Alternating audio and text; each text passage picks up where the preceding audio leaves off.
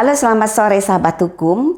Hari ini kita akan membahas mengenai mens rea. Beberapa waktu yang lalu, mantan Menteri Perdagangan Thomas Trikasih Lembong kita ketahui dijatuhi pidana penjara selama 4 tahun 6 bulan oleh majelis hakim. Thomas Lembong dinyatakan terbukti secara sah dan meyakinkan telah melakukan tindak pidana korupsi terkait dengan kebijakan impor gula kristal mentah pada tahun 2015 sampai 2016. Namun putusan tersebut kemudian menimbulkan kontroversi. Sejumlah ahli hukum berpendapat bahwa yang dilakukan oleh Tom Lembong lebih tepat dikualifikasikan sebagai kelalaian administratif dan bukan merupakan tindak pidana yang lahir dari kesengajaan untuk memperkaya diri sendiri.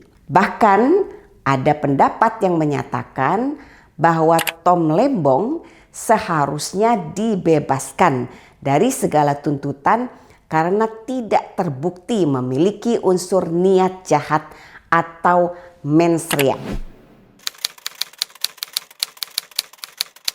Nah, tentu masyarakat umum banyak yang bertanya-tanya apa itu mens rea.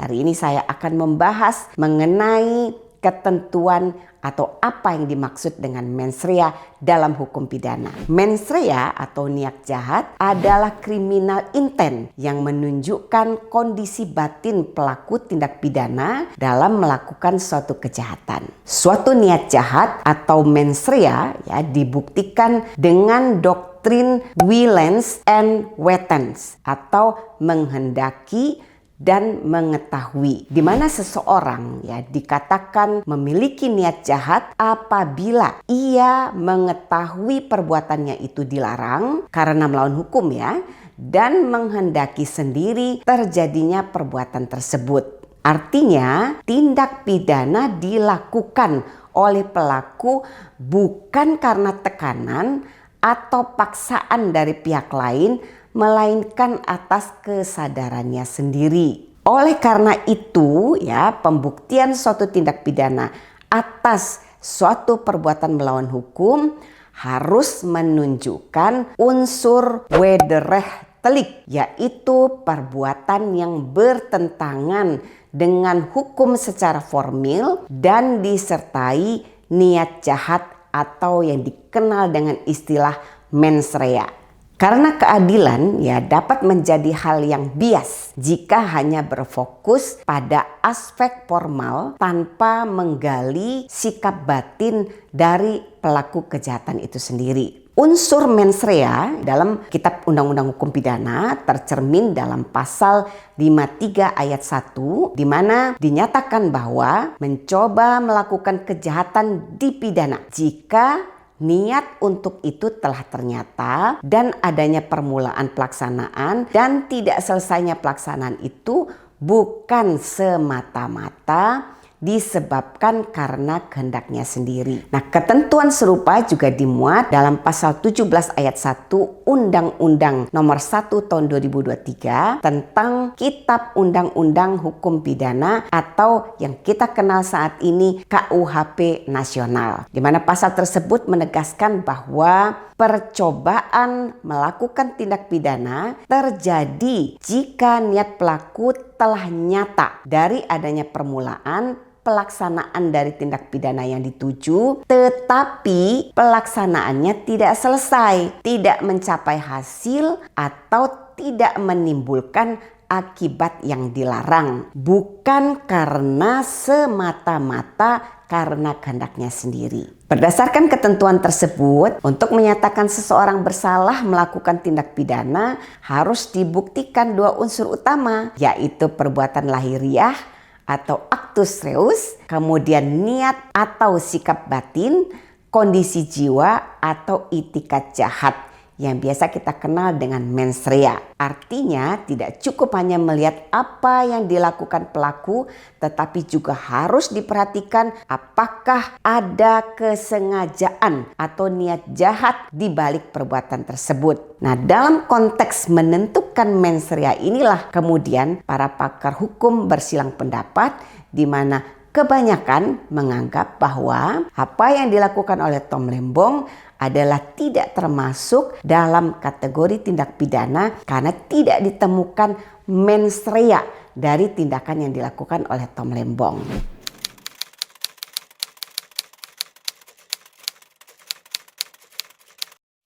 Nah, dalam hukum pidana, mens rea dan motif merupakan dua hal yang berbeda. Meskipun keduanya saling berkaitan. Motif adalah alasan dibalik tindakan pelaku, misalnya karena dendam atau untuk mencari keuntungan pribadi. Nah, dalam sistem hukum pidana ya, motif bukan merupakan unsur utama yang menentukan ada tidaknya pertanggungjawaban pidana. Artinya, meskipun motif dapat membantu menjelaskan mengapa seseorang melakukan suatu kejahatan, motif tidak membatalkan atau membenarkan perbuatan yang dilakukan dan tidak harus dibuktikan untuk menjatuhkan pidana kepada seseorang. Singkatnya, mens rea lebih berperan dalam menentukan kesalahan seseorang, sedangkan motif hanya memberikan latar belakang atau konteks dari perbuatan pidana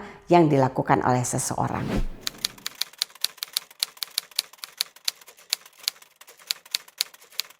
Meski hampir seluruh tindak pidana harus dibuktikan dengan adanya niat jahat atau mens rea, tetapi tidak semua tindak pidana mensyaratkan adanya suatu niat jahat atau mens rea. Terdapat beberapa peristiwa tindak pidana di mana berlaku tanggung jawab mutlak atau strict liability dari si pelaku. Jadi untuk membuktikan bahwa pelaku bersalah, maka cukup dibuktikan dengan menekankan pada tanggung jawab atas perbuatan atau actus reus yang melanggar hukum. Nah, tanpa harus membuktikan adanya niat jahat atau mens rea dari pelaku. Apa contohnya? Kita sering mendengar adanya pelanggaran lalu lintas di mana pengemudi mengendari kendaraannya dalam keadaan mengantuk, ya, kemudian oleh karena rasa kantuk yang tidak terkendali, maka kemudian pengemudi mengalami kecelakaan dengan menabrak orang lain yang biasanya menimbulkan korban jiwa atau korban luka. Nah, contoh lain ya mengenai malpraktek yang dilakukan oleh seorang dokter yang tidak sengaja pada saat melakukan pembedahan terhadap pasien meninggalkan alat bedah di dalam tubuh pasien yang kemudian menyebabkan pasien akhirnya mengalami kritis ataupun meninggal dunia. Contoh lain bisa dilihat pada tindak pidana lingkungan hidup, di mana suatu perusahaan terbukti menyebabkan kebakaran hutan atau kebakaran lahan dan kebakaran tersebut menimbulkan kerusakan lingkungan. Nah, maka dalam hal ini perusahaan tersebut dapat dikenakan sanksi pidana. Jadi sudah jelas ya sahabat hukum, seseorang dapat dikenai pidana apabila telah memenuhi unsur dari tindak pidana, yaitu perbuatan dan niat jahat atau mens rea. Unsur mens rea dan actus reus ini penting karena untuk menentukan tindak pidana yang dilakukan oleh seseorang. Namun bukan berarti mens rea menjadi satu-satunya unsur yang menjadi penentu adanya suatu tindak pidana. Karena beberapa tindak pidana juga menekankan pada suatu perbuatan pelanggaran hukum tanpa harus melihat apakah seseorang itu memiliki mens rea atau tidak. Demikian sahabat hukum, pembahasan kita mengenai mens rea dalam hukum pidana. Semoga informasi ini dapat menambah pengetahuan dan wawasan sobat hukum dalam memahami hukum pidana. Dan ingat, jangan pernah bosan belajar hukum karena semua lini kehidupan ada aturannya.